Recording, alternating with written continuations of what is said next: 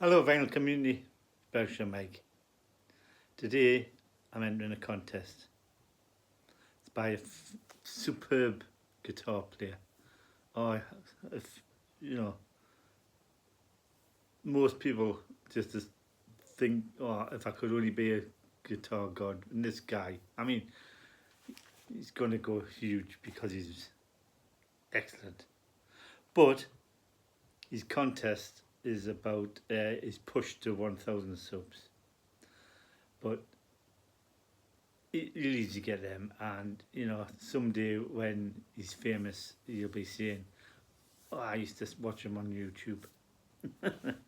But the young Mickey Maffei, and pushed to 1,000 subs.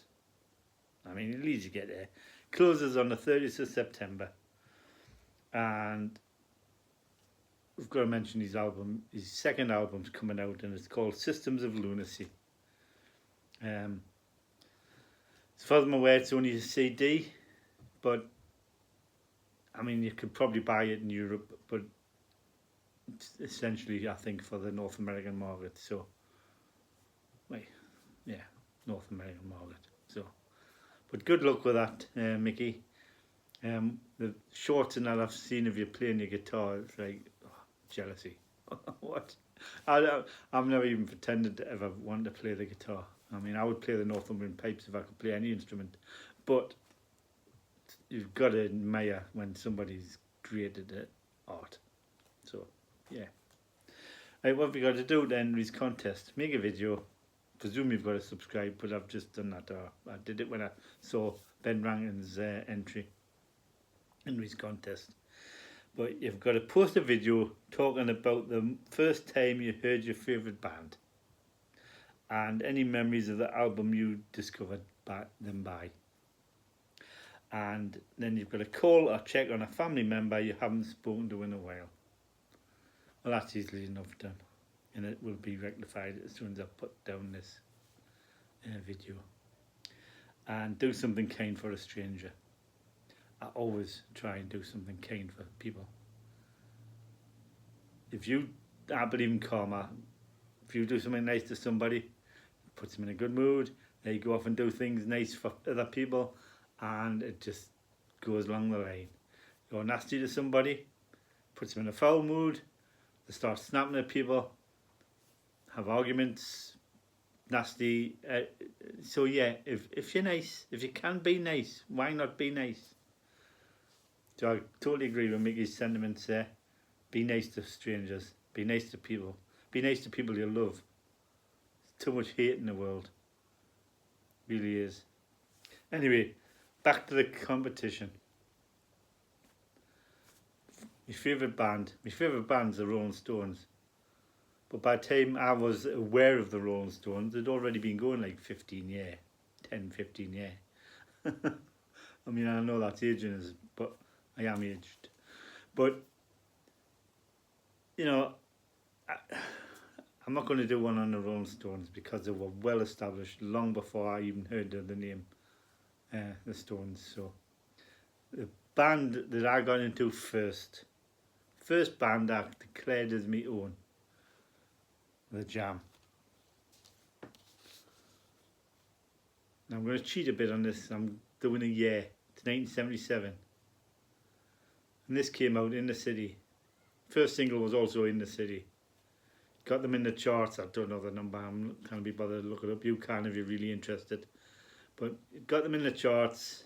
Bottom reaches of the charts. And people started sticking their head above the parapet and saying, ooh, The Jam. They wore suits. They had black and white shoes on, which became known as jam shoes. And you could buy them, and I did. And I bought suits. And this is 1977, 2 years before people started declaring themselves as mods. I know Paul Weller did. Right from the start, he was a mod. These two were just band members. Great band members, but just band members. But Paul Weller was a mod, but he played punk music. There's nothing mod about this album, it's punk. There's some mod songs on it, but they're speeded up like the Dickies. So art school. I've changed my address. Slow down. I got by in time. Away from the numbers. Away from the numbers is an excellent song. Probably the best track on the album. And Batman theme. Well, we know why he did that, even though people think, oh, it was just a filler, I think. But the Who had brought it out on Ready Steady Who. I believe that was the EP. And he was influenced by the... I mean, don't forget, he was only a young lad. He was only a couple of years older than me then. And, you know, he was in the Who. And they did the Batman theme, so he put it on the album. In the City, the single. Songs from the Street. Non-Stop Dancing, which I think is the worst one on the album. Speed it up, but it's not very good. Take My Love, Bricks and Mortar, Time for Truth is in there. Bricks and Mortar is excellent. So there's a couple of good songs, there's the gems that you knew he was going to become a good songwriter and a great guitar player. So it'd be appreciated by Mickey, I think. Whatever you think of Paul Weller, you cannot see he can't play his instrument. And as it was 1977, the record company, Polydor, pushed to have this released. Jam, This Is a Modern World.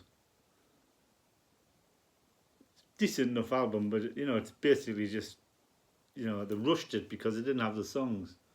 But there's better songs on this one than there is on the debut, but it's still not a great album. They didn't start doing good albums till All Mod Cons came along after this, and then Setting Suns. But anyway, Modern World, that's a great song. London Traffic, standards. Light from a Window is good. The Combine, Don't Tell Them You're Seeing. In the Street Today, London Girl. London Girl's quite good, I think. I Need You for Someone. Here Comes the Weekend. Tonight at Noon and In the Midnight Hour. All punky, fine, good, but nothing great. But don't forget, I mean, I was a young kid. Everybody was safety pins and bondage suits, and some of my favourite bands were all walking around in leather jackets and everything. But the Jam stood out. Had the suits and the ties and the Jam shoes. So I became a Jam fan. Wore the Jam suits. I've said it before in videos. But yeah, it caught my imagination as a young kid. And I've sort of stuck with Paul Weller ever since. And everything he says isn't always good, and everything he does isn't always good. And those are probably the two worst Jam albums, but there's good bits in there. And I heard of the Jam long before the albums came out, so it's not like I heard the Jam albums on there. You know, I mean, I remember rushing to the shops to buy them when they first came out. It wasn't like I heard it on the radio or something and thought, oh, I'll go and like the Jam. But if you do like the Jam, try and find this. The Jam 1977. A little box set of CDs. It wasn't expensive when I bought it, but you probably can't get it cheap now. You get some art prints of the Jam, looking cool from the time. You get probably one of the best books on the Jam that you can get. I mean, it's just full, but it's just from 1977. It's excellent, excellent little book. Get a CD version of the first album.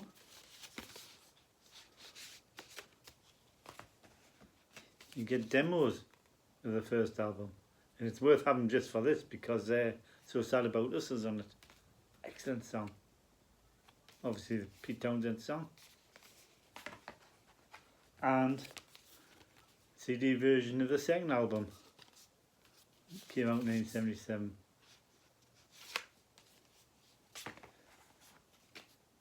Get Peel Sessions and a live album. Live in Nashville. 10th of September 77. And it's got songs from both albums on it. fantastic. And that wasn't enough. DVD of them playing the songs from the 2 albums. Excellent.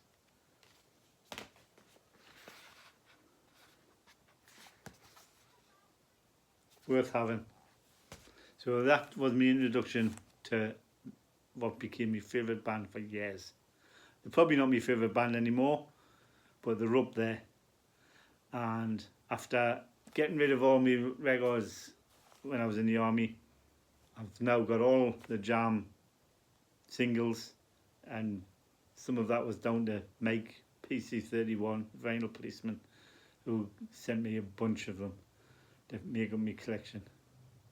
And I've got all the Jam studio albums. And there's still some live stuff and things and compilations and I haven't got. And if I find them, I'll buy them. But I'm not avidly searching for them because I've got everything I think I need by the Jam, really.